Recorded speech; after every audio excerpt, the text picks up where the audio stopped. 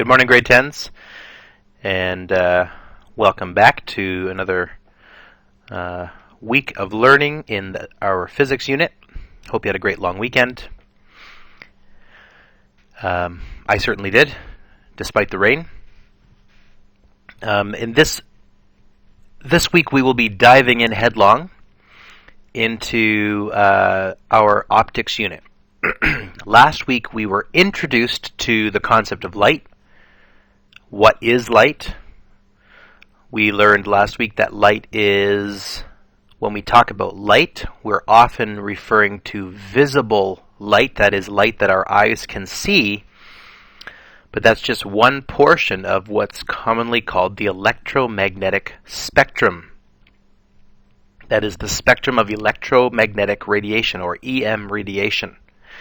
And we learned last week that there are actually 7 different types of EM radiation, ranging from very large waves of energy, such as radio waves and microwaves, which have a very low frequency, all the way to very small, very tiny waves, very small wavelengths, but they have a tremendously high amount of energy, a very high frequency, such as X-rays and gamma rays.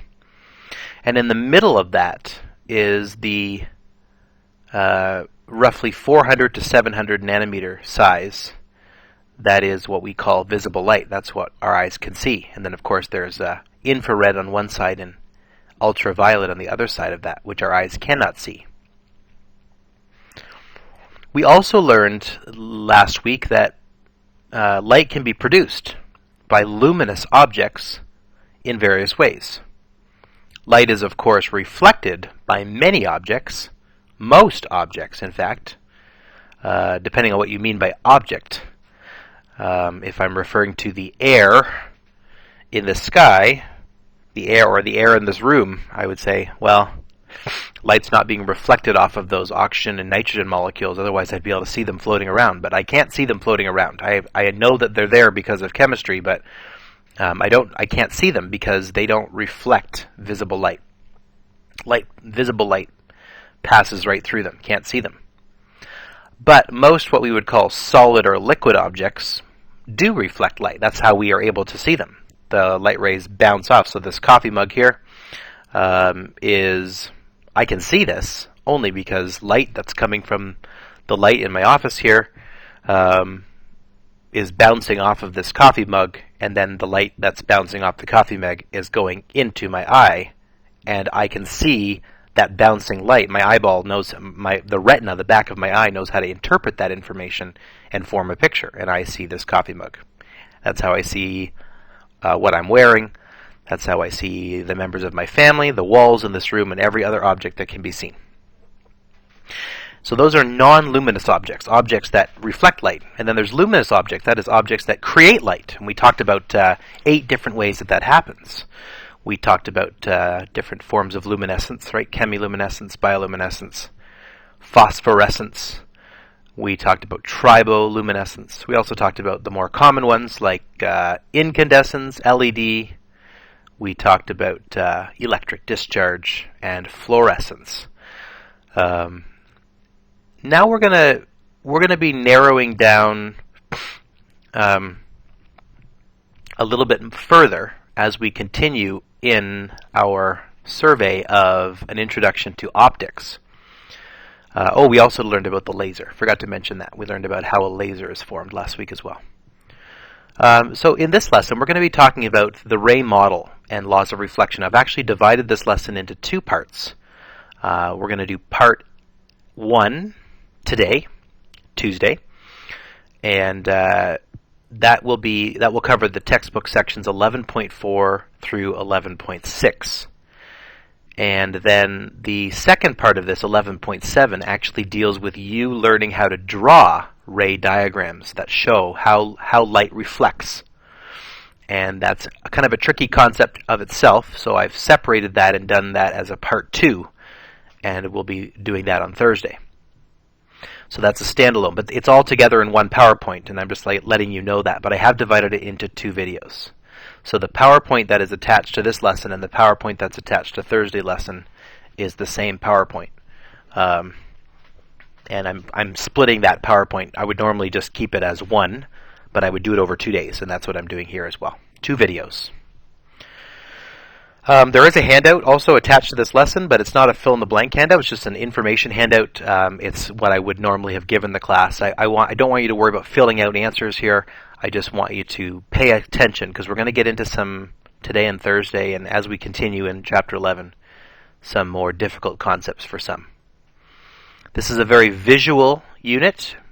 Of course, we're talking about optics, right? Light, being able to see things, but also visual in the sense of geometry. There's going to be a little bit of math involved, but it's not the type of math that I mean like equations and such. There's a little bit of that in Chapter 13, but more geometry, so shapes and angles and directionality. So depending on your natural strength, your natural inclination toward geometry, will determine how easy or difficult this is for you. Alright, it's a cool picture here.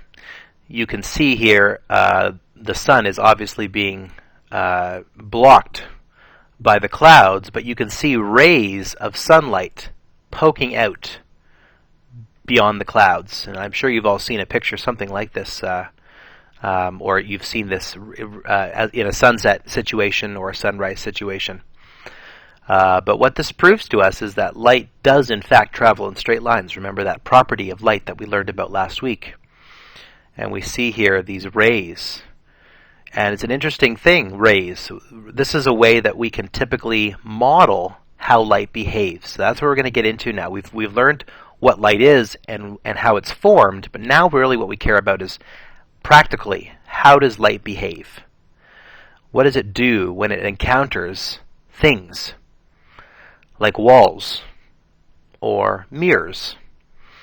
And in order to do that, we need some way of light is a packet of energy that we cannot see microscopically or at the atomic level. It's not an atom either. It's not a particle. It's not matter. So we need some way to represent how light behaves on paper or on a computer or on a diagram. So we typically use rays. There's actually different ways to do this. So let's dive in here. The ray model of light. Recall that light is electromagnetic radiation. Visible light, the light that our eyes can see, is made up of the wavelengths of 390 to 700 nanometers. This is review. And because light travels in waves, we know that waves go out in all directions, like the ripples on a pond. So you've all seen ripples on a pond, right? If I drop something into a body of water, you can see the waves traveling outward in what are typically called concentric circles. Well, it's the same with a luminous object. If I were to light a match or light a candle here, that light would be traveling out in all directions. So think about it. If I were to light a match, or even it doesn't even have to be a luminous object. I hold this coffee cup. I can see this coffee cup, but you also can see it. Right? My camera on my computer, so right here, is accepting light information from this coffee cup, just like my eyes are accepting information from this coffee cup. So I know that the light in this room that's bouncing off this coffee mug is going out in all directions, just like the concentric circles in that pond. If I were to light a match, right here, I don't have a match right now, but if I were to light a match, I would be able to see it, but so would you. Because that match is going to put light out in all directions. Now we need a way to represent this, as I've said. There's different ways that physicists have tried to solve this problem. There's 3 typical models that can be used.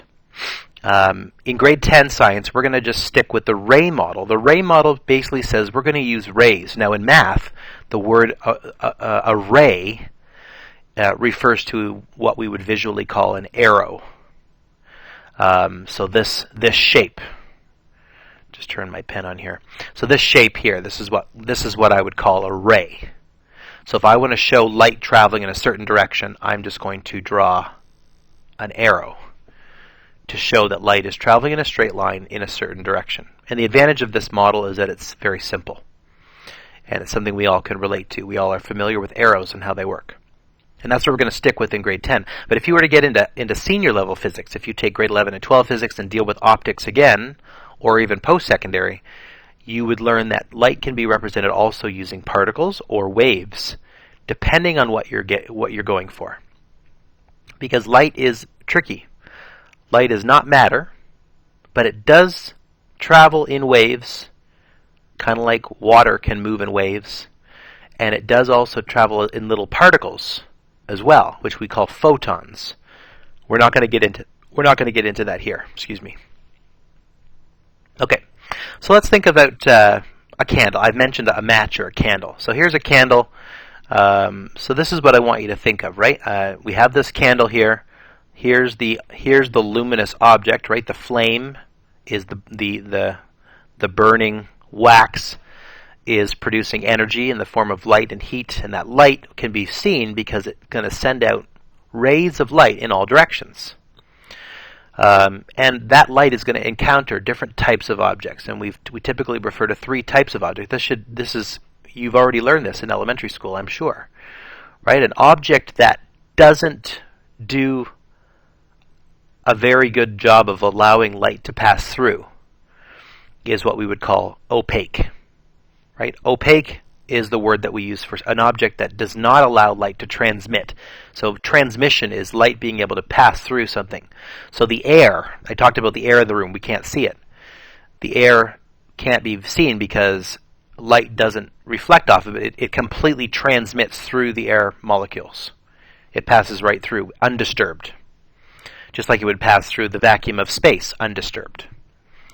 But once it hits a wall, or my sweatshirt, or this coffee mug, all of a sudden light can't pass through it. I know it can't, because if I were to stick this coffee mug in front of my eyes, it would block light from coming into my eyes, right? I all of a sudden can be blinded temporarily by covering my eyes with an opaque object. Now, there are also objects that do allow the transmission of light, even if they're solid. And if an object allows some light through, we call it translucent. And if an object allows most or all light through, we call it transparent. And I'm sure you're familiar with this. You can think of examples, right? So you could say, a piece of wax paper might be an example of a translucent object. It allows some light through, but not all. Or frosted glass. And then you have like a pane of glass, pure glass, would be a transparent object, right? Or a piece of cellophane, or a piece of cling wrap that you use to cover your food and put in the fridge. Transparent objects allow most or all or most of the light to pass through, to transmit through. And you can see the rays, right, are passing through undisturbed. Here they're passing through somewhat disturbed. There might be a little bit of reflection as well. And opaque, there's very little. There's no light passing through, only light either being reflected or absorbed. That brings us to the next slide. So all these different terms, some of these terms you've heard before and some of them maybe you haven't. Remember, light is radiation, and it's often used the term irradiation. Don't worry too much about the difference between irradiation and radiation. But so if we imagine a ray of light, here they're trying to combine the ray model with the wave model in one picture. So light can be reflected, right? Bounce off of an object. Think of a mirror. Think of a smooth, calm surface, like a pond with no wind. You look into the pond and you can see a reflection of yourself. But it doesn't even have to be smooth reflection. It can be rough reflection as well. Like this coffee mug is reflecting light too. That's how I can see it. It's just rough. I can't actually see myself in it. Light can also be transmitted. That is, light can pass through an object. Think of a pane of glass. And light can be absorbed. So light can actually enter and then stop. It's absorbed by the molecules. The molecules of that substance actually absorb the light. So black is, for example, my sweater that I'm wearing is black.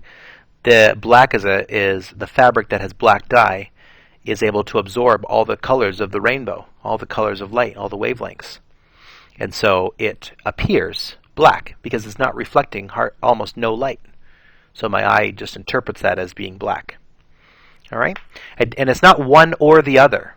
It's not an object either reflects light or transmits light or absorbs light, it often does two or all three of those things at the same time.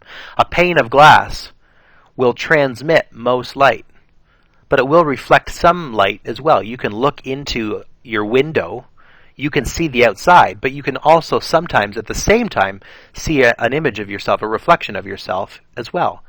And that pane of glass will get really hot in the sun on a bright sunny day because it's also absorbing some energy from sunlight as well. So it's doing all three things. It's reflecting and transmitting and absorbing, but it's different ratios of those things. And this happens, of course, by objects that are either transparent, translucent, or opaque. In this case, we usually say it's either this one, or this one, or this one. Okay. Now, in this first chapter of the physics unit, chapter 11, we are pretty much only interested in dealing with reflected light. So moving forward, we're going to talk about reflected light. But I do want you to know the difference between reflection, transmission, and absorption. And I want you to understand also transparent versus translucent versus opaque. But at this point now, we're going to talk about reflection in chapter 11. And then in chapter 12, next week, we will get into transmission and what's called the refraction of light. That is, light can be bent by some objects. But we'll get to that next week. This week, we're dealing with reflection. So, as I said earlier, most objects reflect some light. That's why we can see them, right? If we can see an object, it must be reflecting light. Otherwise, we wouldn't be able to see it. Although there are objects that are almost purely transparent. Why can we still see a pane of glass? Because light is bending a little bit when it passes through the pane of glass. Okay? And then we have these objects that are designed to be excellent reflectors, and we typically call those things mirrors. And think about what sort of material would typically be used to make an excellent reflector like a mirror. And if you're thinking of metals, you're absolutely right. So a really smoothly laid out, some of you might have thought glass, but remember, glass by itself is not really a mirror. It can reflect some light, but it transmits most light.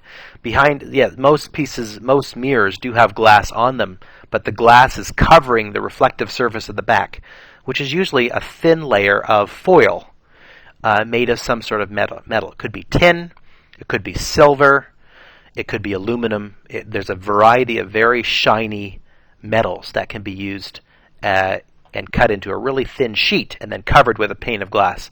And that's what we typically call a mirror. Now, at this point in the lesson, what I would typically do is I would have you do a little exploratory activity with some lasers. But obviously, we're not together, and I can't do that. It wouldn't really make any sense for me to demonstrate it for you with an actual mirror and a laser, because you wouldn't be able to see the laser because unless I pointed the laser directly at you, and that would be dangerous for you. So what we're going to do instead, so there is an activity in the textbook, section 11.5, reflecting light off a plane mirror, to try and get us to explore, okay, what actually happens when light bounces off a smooth reflector like a mirror? And is there a certain pattern or a certain rule that we always can follow? And I mean, you can tell that I'm asking this question means there probably is a rule. So because we can't do the line laser activity this year because of COVID, I'd like you to check out with me this simulation here. It's at www.physicsclassroom.com. The link is here. If you download, I'm going to turn this off. Turn my pen off so I can hit the link. But you should definitely pause the video and check this link out on your own as well. So if you go to this website, this is what you'll see. It'll come to this website here. It's called The Physics Classroom. And there's a lot of cool interactive things on here that we'll probably visit this again later. But right now, this is the interactive right here.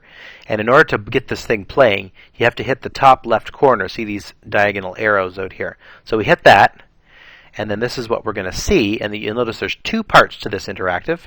Part 1 and Part 2. Part 1, how do light rays reflect? And Part 2, how do images form in plane mirrors? This Part 2, we're going to save that for Thursday's lesson But I would encourage you to check it out before Thursday's lesson to kind of get you thinking in the right direction about forming images in a mirror. Today we're just going to check out this part 1. Okay, so I'm going to click on the play symbol here. Okay, so here is a little tutorial. And if I move myself down here, you'll see there's 13 slides here. So what they want us to do is just to fire a laser. So this is just simulating firing a laser at a mirror. Let's check out. Let's see what happens. So I fire the laser, and there it goes. It bounces off the mirror. And this is kind of what you probably expected would happen, right? Okay. When light bounces off a mirror, it always obeys the law of reflection. We're going to get to that in a minute. Okay, let's click next. All right. We draw a dashed line perpendicular to the surface of the mirror called the normal. Now remember in math class what perpendicular means. Perpendicular means at a right angle. So if this is my mirror, then this would be the normal. It would be perpendicular. Okay? So here you can see the mirror is this way, then perpendicular is this way. Now this is not a real line, it's just a reference point for us. It's a reference point and we call it the normal line. We use a dashed line because it's not really doing any, the light's not actually hitting it or anything, it's just a reference point for us. We call that the normal. And it's always perpendicular, 90-degree angle to the surface of the mirror. And again, in this lesson we are just assuming that we are dealing with flat mirrors, which are called plane mirrors, P-L-A-N-E. A plane mirror is just a fancy word for saying a flat mirror. All right, so we have our normal. Click the next button here. All right, so again, the ray traveling from the laser to the mirror is called the incident ray. All right, so that is when a light ray is coming into a mirror, we call it an incident ray. And we, in this case, are aiming the ray that it's going to hit the mirror right at the normal, right where the normal hits the mirror, just so we can see the angle. This angle is going to become important here. Okay, the ray that bounces off the mirror is called the reflected ray. All right, so notice it comes in, it hits the mirror, and then it bounces out. Are you starting to see what the pattern might be? Let's keep going. Okay, the angle formed by the incident ray and the normal line is called the incident angle. The temptation for some might be to figure out the angle here, and you could do that with a protractor, for example, to figure out this angle, the angle from the ray to the mirror. That's not the angle that we're talking about here, though. The incident angle is always from the ray to the normal line. By definition, that's what the incident angle is. Okay? And vice versa, the reflected angle is going to be the angle formed between the reflected ray and the normal line. So right here. And can you notice the pattern here? Do you see how this angle here and this angle here are exactly the same? Okay, let's check it out. The law of reflection states that the incident angle always equals the reflected angle. In this case, the incident angle is going to be 55 degrees, and the reflected angle is going to be 55 degrees. Let's fire the laser and check it out. Okay, so here we see the incident angle coming in at 55 degrees. I know it's 55 because I'm measuring from the normal, 10 degrees, 20 degrees, 30 degrees, 40 degrees, 50 degrees, 55, halfway between 50 and 60. And notice the angle going out this side, 10 degrees, 20, 30, 40, 55. So the angle coming in and the angle going out is always the same angle. That is the law of reflection. All right, now it says drag the laser around, and this is where I want you to actually try this yourself and kind of play around with it. Just for 5 minutes is plenty, just to see that you can see the pattern. Okay, so I'm going to drag the laser down here and give it a try. All right, I have shot the laser in at 68 degrees, and the laser goes out at 68 degrees on the other side. So notice if it comes in very shallow, it's going to leave very shallow. Okay, I could even come in even shallower, right? Coming in at 82 degrees, leaving at 82 degrees. I'm not sure if I'll actually be able to get it to 90. Let's see if I can. How close to 90 can I get? 89 degrees. It just hits the mirror there and then just reflects off of it. Vice versa, I could get really close to 0 as well. Okay, so 35 degrees in and out, could get even closer. 27 degrees, I could get even closer. 15 degrees. Notice the sharper the angle in, the sharper the angle out. How close to 0 can I get? Well, I can probably get right to 0. There's 3 degrees. What do you think is going to happen when I hit 0? 0 in, well, 0 out. It bounces straight back at me. See that? And that makes sense. If a light ray passes in and hits a mirror head on at 90 degrees to the mirror, so along the normal, it's going to bounce straight back. All right, now try it again with a completely different mirror angle. So now they've just given us a new mirror. So again, we can just try it again. It doesn't matter which way the mirror is facing or which way the laser is facing. It's going to always follow this rule. The angle in is always equal to the angle out. All right, then there's a few little practice things that you can check out. So I'd like you to visit this site and check this out on your own. Pause the video and just try this out for 5 minutes before you continue.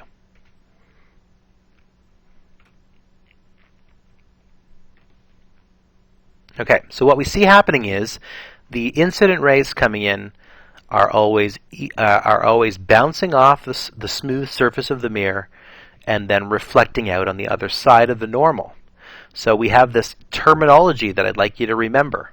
Okay, so this is called the, quick little quiz here, this is called the incident ray. This is called the incident angle. This is called the, what is this? The reflected ray, and this is the reflected angle. And the angle is formed from the ray to what? What is this dashed line here? We call that the normal. This little symbol here, that's the symbol that we use for mirror. Notice in this picture here, one side of the mirror is just a line, and then on the back side of the mirror we have these hash marks, these crooked lines. The hash marks on a mirror always indicate the back of the mirror, the non-reflective side. Unless, of course, it's a two-way mirror, in which case you don't need hash marks, because then you would just draw a line and say that it's reflective on both sides. But most mirrors are not. Most mirrors are just reflective on one side. So we have a smooth side, and we have the hash mark side. The front of the mirror, the reflective side of the mirror, and the non-reflective side. All right? Here's another way to write it, or to draw it. I got this online here from Baiju's learning app. So here we see a kind of a more of a three-dimensional effort to show you this. So here again, we have the incident ray coming in, we have the reflected ray going out, we have the normal, and we have I standing for the angle of incidence, R standing for the angle of reflection. And it also follows one plane, and that's why this is often called a plane mirror. All right, so let's bring this to a close. What is the relationship we just discovered? Obviously, we couldn't do activity 11.5, but we did a simulation of it. What did we just discover? Well, here's the law. The angle of incidence is always equal to the angle of reflection, assuming the mirror is a planar mirror. Remember, planar is just a fancy way of saying a flat mirror. Okay, the angle of incidence is always equal to the angle of reflection. And in the next lesson, 11.7 on Thursday, we're going to learn that this law also has important consequences for how our eye interprets these rays. So here we can see an example of an object that I'm looking into the mirror. So here's my eyeball. I'm looking into the mirror. I can look directly at the object, or I can look at the light coming from the object, bouncing off the mirror, and then into my eye. But my eye assumes that that line is traveling in a straight line, because that's what our brain is programmed to know. We'll get to that next time. Just a few more important things to note about reflection before we close off this first half of this lesson on the reflection of light.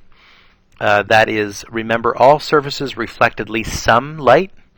There are also two main types of reflection. Haven't covered this yet. There's what's called specular reflection.